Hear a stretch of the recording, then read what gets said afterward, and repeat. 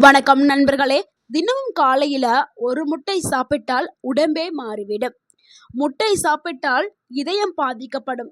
முட்டையுடைய மஞ்சக்கரு நல்லதா கெட்டதா இப்படின்னு பல கேள்விகள் நம்மில் பலருக்கும் இருக்குது. ஆனால் உண்மையில முட்டை உலகிலேயே மிகவும் சத்தான உணவுகள ஒன்று என்று மருத்துவர்கள் கூறுகிறார்கள். காலை உணவாக முட்டை சாப்பிடுவது உடலுக்கு என்னென்ன நன்மைகள் தருகிறது தெரியுமா? யாரெல்லாம் சாப்பிட வேண்டும், யாரெல்லாம் அளவோடு சாப்பிட வேண்டும், யாரெல்லாம் இதை தவிர்க்க வேண்டும், முட்டையை எப்படி சாப்பிட்டால் முழுமையான ஊட்டச்சத்துக்கள் உடலுக்கு கிடைக்கும் அப்படிங்கிறத இந்த வீடியோல பார்க்க போறோம். அது மட்டும் இல்லைங்க, முட்டை யாருக்கெல்லாம் ஆபத்தானது அப்படிங்கிறதையும் நம்ம பார்க்க போறோம். ஸோ முட்டையை பத்தின அனைத்து தகவலையுமே இந்த வீடியோல பார்க்க போறோம். வீடியோவை முழுமையா பாருங்க. அப்பதான் உங்களுடைய ஆரோக்கியத்திற்கு இந்த ஒரு வீடியோ பயனுள்ளதாக இருக்கும். உங்கள் ஆரோக்கியம் உங்கள் கையில்தான். முட்டையில் இருக்கக்கூடிய ஊட்டச்சத்துக்களை பார்த்துடலாம். ஒரு பெரிய முட்டையில சராசரியாக 6 to 7 கிராம் உயர்தர புரதம் இருக்குதுங்க. விட்டமின் ஏ இருக்குது, விட்டமின் டி இருக்குது, விட்டமின் B12 இருக்குது, விட்டமின் B2 இருக்கு, போலேட் இருக்குது, செலினியம் இருக்குது, ஜிங்க் இருக்குது, அயன் இருக்குது, கோலைன் இருக்குது, நல்ல கொழுப்பு இருக்குது, லியூட்டின் இருக்குது, சியாசாந்தின் இருக்குது. இது எல்லாமே சேர்ந்து தான் உடல்ல ஒட்டுமொத்த உறுப்புகளுக்கும் ரொம்பவுமே முக்கியமா இருக்குது. ஸோ அதனால தான் எல்லாருமே முட்டையா சாப்பிடணும் அப்படின்னு சொல்கிறோம். ஸோ முட்டை சாப்பிட்றதுனால உடலில் ஏற்படக்கூடிய நன்மைகளை பார்த்துடலாம். நன்மை 1, உயர்தர புரதம் உடலுக்கு கிடைக்குது. காலையில் முட்டை சாப்பிடும்போது உடலுக்கு தேவையான அனைத்து எசென்சியல் அமினோ ஆசிட்டுமே கிடைக்க ஆரம்பிக்கும். இதனால் தசைகள் வலுப்படும், உடல் சோர்வு குறையும், வேலை செய்யும் சக்தி அதிகரிக்கும். அந்த டே ஃபுல்லாக ரொம்ப ஆக்டிவாக இருக்கலாம். அந்த அளவுக்கு ஊட்டச்சத்துக்களை கொடுக்கக்கூடியது முட்டை. அடுத்து 2வது நன்மை என்னன்னா, நீண்ட நேரம் பசி எடுக்கவே எடுக்காதுங்க. காலையில இட்லி மட்டும் சாப்பிட்டா 2 மணி நேரத்துல திருப்பி பசிச்சிடும். ஸோ நம்ம அடிக்கடி கலோரிகள் உட்கொள்றதுனால உடல் எடை அதிகமாகும். ஆனா நீங்க முட்டையை காலையில சாப்பிட்டுருங்களே, 2 முட்டை சாப்பிட்டீங்கன்னா போதும், உங்களுக்கு நீண்ட நேரம் பசியே இருக்காது. அது நிறைய புரோட்டீன்ஸும் அதுல அதிகமா இருக்குது.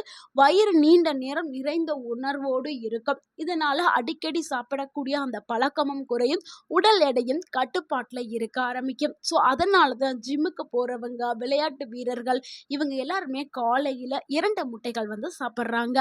அடுத்து 3வது நன்மை என்னன்னா, உடல் எடையை குறைக்கிறதுக்கு முட்டை பயன்படுது.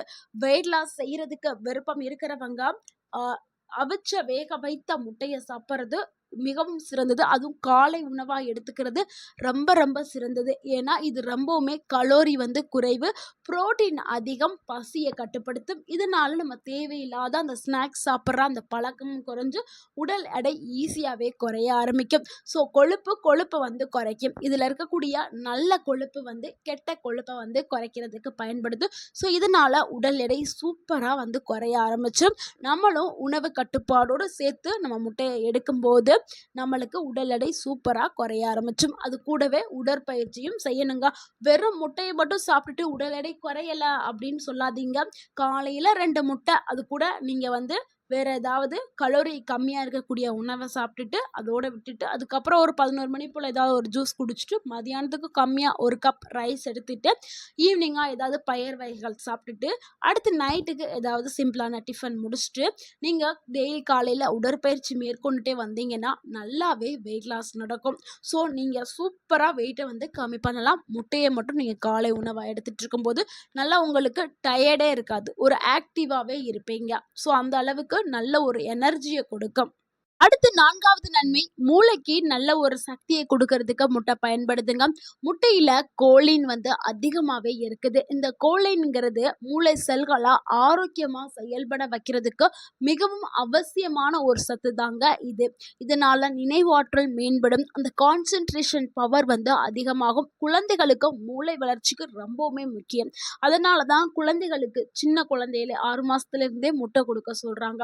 ஸோ முட்டைங்கிறது ரொம்ப ரொம்ப ஒரு சிறந்த உணவாக கருதப்படுது.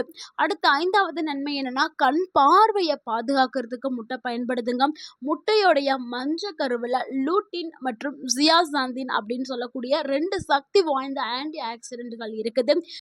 இந்த ஆன்டி ஆக்சிடென்ட்கள் கண் சார்ந்த பிரச்சனையை சரி பண்ணுறதுக்கும் அது கண்ணை வந்து பாதுகாக்கிறதுக்கும் பயன்படுது.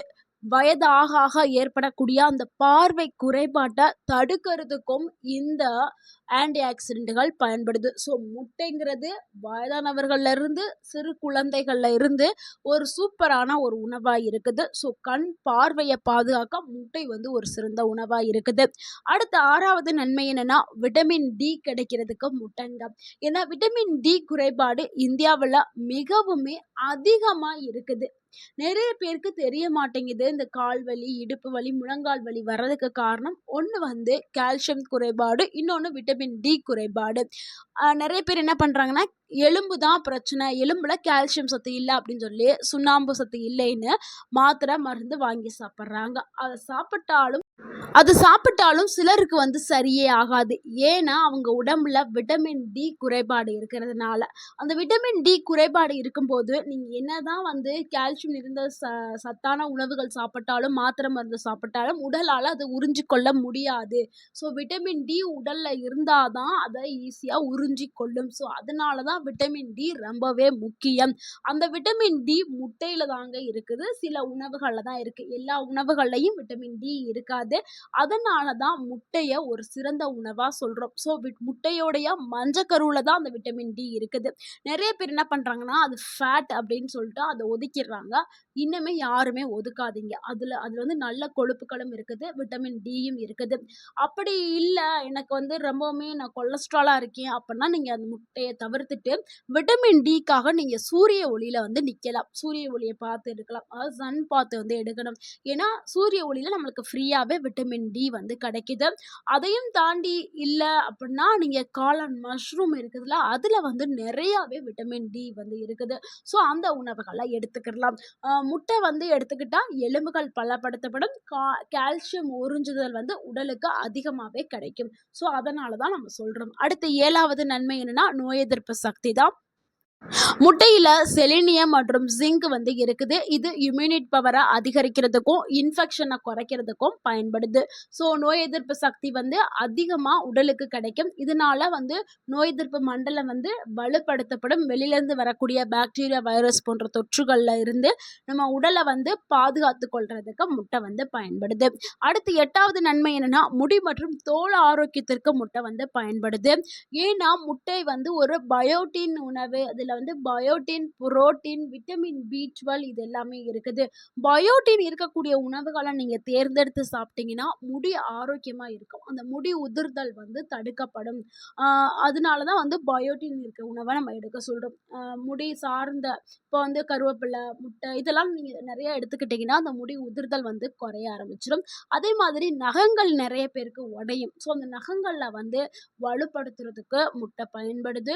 தோலை ரொம்பவே ஆரோக்கியமாக வச்சுக்கிறதுக்கு, நல்லா நம்மளுடைய சருமத்தை நல்லா இளமையாக வச்சுக்கிறதுக்கு முட்டை வந்து பயன்படுது. அடுத்து 9வது நன்மை என்னன்னா, இதயத்திற்கு இது ஒரு இதமான உணவு அப்படின்னு சொல்லலாம். பல வருடங்களுக்கு முன்னாடி என்ன சொன்னாங்கன்னா, முட்டை சாப்பிட்டா கொலஸ்ட்ரால் அதிகரிக்கும் அப்படின்னு சொல்லியிருப்பாங்க. ஆனால் இப்போ தற்போதைய பல ஆய்வுகளுடைய முடிவு என்ன சொல்லுதுன்னா, அளவோடு முட்டை சாப்பிட்டீங்கன்னா அது ஆரோக்கியமானது, பாதுகாப்பானது அப்படின்னு சொல்லுது. அளவுக்கு அதிகமாக சாப்பிட்டாதான் அது கொலஸ்ட்ராலை வந்து அதிகரிக்கும். ஸோ எந்த ஒரு உணவாக இருந்தாலுமே அப்படிதான், அளவோடு எடுத்துக்கிட்டால் தான் அது நம்மளுக்கு அது மருந்தாக வேலை செய்யும். அளவுக்கு மீறினால் அது அமிர்தமாக இருந்தாலும் அது நஞ்சா மாறும். அதே மாதிரி தான் முட்டை நீங்கள் அதிகமாக சாப்பிட்டீங்கன்னா கொலஸ்ட்ரால் ஆயிரும். அது கூடவே ப்ராசஸ்டு ஃபுட்டு இதெல்லாம் அதிகமாக சாப்பிட்டீங்கன்னா உங்களுக்கு இன்னுமே பிரச்சனையாகும். இதய நோய்க்கு காரணமாக ஆரம்பிச்சிடும். ஸோ முட்டையை மட்டும் சாப்பிடணும். முட்டை கூட ப்ராசஸ்டு பண்ண மீட் இதெல்லாம் சாப்பிடுவாங்க நிறைய பேர். அதில் வந்து என்ன இருக்கும், உப்பு, சோடியம் நிறையாவே வந்து அதில் கலந்துருப்பாங்க. ஸோ இதனால் அவங்களுக்கு இதயம் சார்ந்த நோய் வர்றதுக்கு வாய்ப்பு இருக்குது. அதனால் வந்து முட்டை மட்டும் சாப்பிட்றது நல்லது. அது கூட வந்து வேறு எந்த உணவையும் எடுக்காதீங்க. அடுத்து 10வது நன்மை என்னென்னா, சீனியர் சிட்டிசன்ஸ்க்கு ரொம்ப ரொம்ப அவசியமானது இந்த முட்டைங்க. ஏன் 60 வயதிற்கு மேலே இருக்கிறவங்களுக்கு ரொம்ப முக்கியம் அப்படின்னு சொல்கிறேன்னா, அவங்களுக்கு தசை இழப்பு இழப்பு வந்து ஏற்படும். மசில்ஸ் எல்லாமே லூஸ் ஆக ஆரம்பிக்கும். அந்த டைம்ல அவங்களுக்கு ரொம்பவே புரோட்டீன் தேவை. அவங்களுடைய மசில்ஸ ஸ்ட்ரென்த்தா வச்சுக்கிறதுக்கு. ஸோ அந்த புரோட்டீன் முட்டையில இருக்குது. முட்டை சாப்பிட பிடிக்காதவர்கள் பாசிப்பயிறு வந்து எடுத்துக்கலாம். ஸோ அவங்களுக்கு நடக்கிறதுக்கான திறன் வேணும்ல. ஏன்னா வயதாயிருச்சுன்னா நடக்க முடியாது.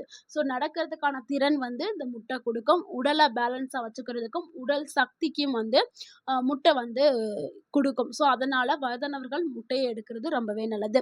முட்டைய எப்படி சாப்பிடணும்னா, அத நல்லா சிறந்த முறையில எடுத்துக்கிட்டா தான் அதனுடைய முழு ஊட்டச்சத்தும் உடலால உறிஞ்சு கொள்ளப்படும். ஸோ முட்டைய சாப்பிடுறதுக்கான சிறந்த முறை என்னன்னா, வேக வைத்த முட்டைய நல்லாவே பாயில் பண்ணணும். ஹாஃப் பாயில்லாம் சாப்பிடவே கூடாது. நல்லா பாயில் பண்ண முட்டைகள தான் சாப்பிடணும். முதல்லாம் வந்து ஹாஃப் பாயில் சாப்பிட்டாங்கன்னா, அப்ப இருந்த சுற்றுச்சூழல், சூழ்நிலை எல்லாமே வேற. இப்ப இருக்கிறது எல்லாமே வேற. ஸோ அதனால தான் நம்ம சொல்றோம், நல்லா பாயில் பண்ணி சாப்பிடுங்க. அடுத்து வந்து அதே மாதிரி ஆம்லெட் போடுற அந்த எண்ணெயை ரொம்ப கம்மி பண்ணி போட்டு சாப்பிடுங்க. எண்ணெயில பொரிச்சு வறுத்து சாப்பிடுறத தவிர்க்கிறது ரொம்பவே நல்லது.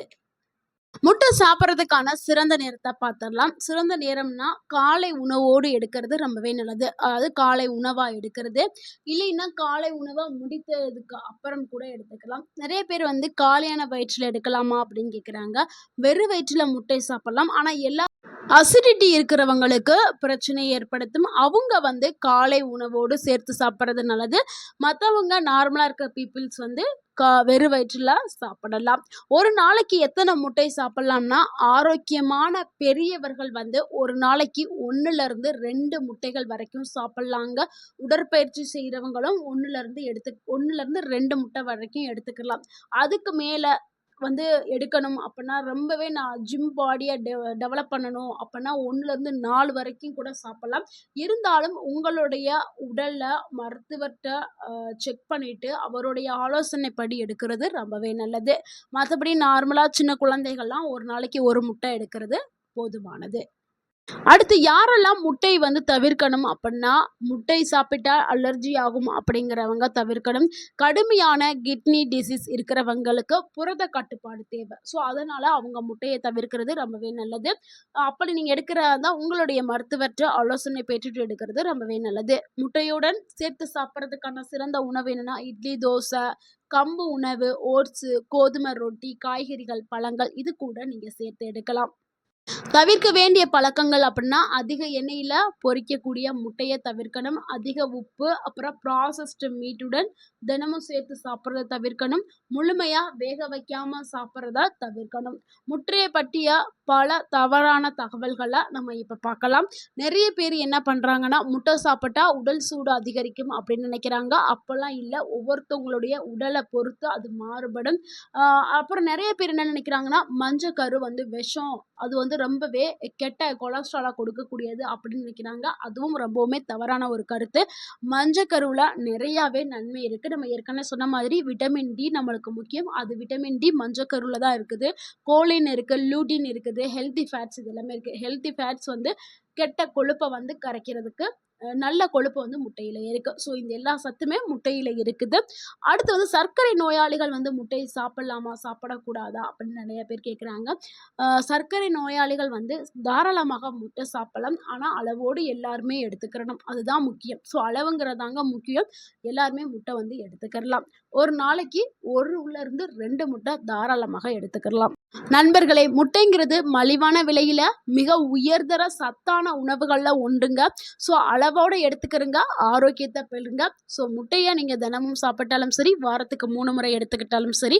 ஆனா அளவுங்கிறது ரொம்ப ரொம்ப முக்கியம். ஸோ இந்த தகவல் உங்களுக்கு பயனுள்ளதா இருந்திருந்தா, அந்த வீடியோக்கு ஒரு லைக் பண்ணுங்க. அந்த வீடியோவ உங்களுடைய ஃப்ரெண்ட்ஸ் அண்ட் ஃபேமிலிக்கு ஷேர் பண்ணுங்க. மறக்காம நம்ம சேனல சப்ஸ்கிரைப் பண்ணுங்க, சப்போர்ட் பண்ணுங்க, கமெண்ட் பண்ணுங்க. தேங்க் யூ ஃபார் வாட்சிங் அண்ட் வாழ்க வளமுடன். உங்கள் ஆரோக்கியம் உங்கள் கையில் தான். நன்றி, வணக்கம்.